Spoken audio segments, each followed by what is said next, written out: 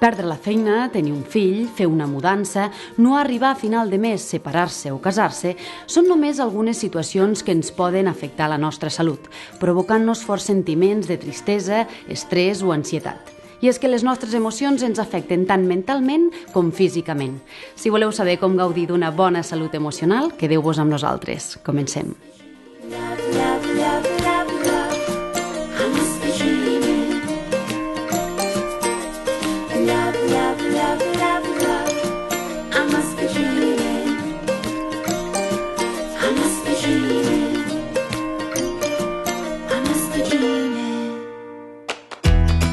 Al llarg de la vida hi ha moltes situacions, tant negatives com positives, que ens poden causar inestabilitat.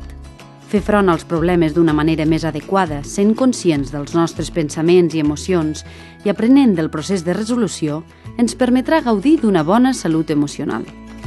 Tenir salut emocional significa tenir una vida més equilibrada, sentint-nos millor amb nosaltres mateixos i mantenint unes relacions interpersonals satisfactòries. Però com podem detectar que no gaudim d'una bona salut emocional? Podem fer alguna cosa per millorar-la? Per clarificar tots els nostres dubtes, avui visitem a la neuropsicòloga Lorena Nieto. Les persones que no gaudeixen d'una bona salut emocional habitualment són persones que pateixen estrès, que tenen una baixa autoestima i que són persones inflexibles, que tenen poques eines per fer front a les dificultats, als canvis a la vida del dia a dia.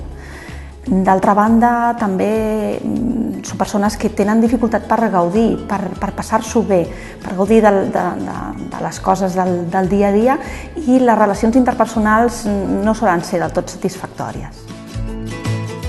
Per millorar la nostra salut emocional caldria, primer de tot, aprendre a acceptar-nos. També és important saber compartir, saber expressar les nostres emocions i, sobretot, en el nostre cercle més proper, no assumir que les altres persones endevinaran el nostre estat emocional, sinó expressar-ho.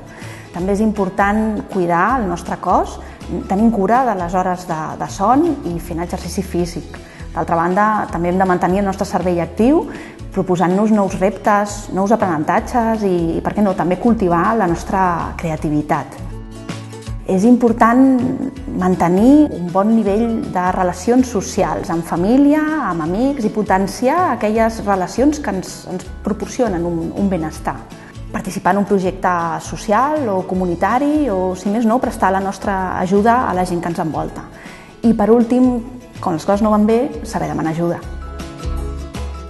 Doncs ja ho sabeu, si voleu tenir una bona salut emocional, cal que tingueu temps per fer el que més us agrada, que parleu sobre el que us preocupa i compartiu la vida amb amics i familiars. Salut i fins la propera!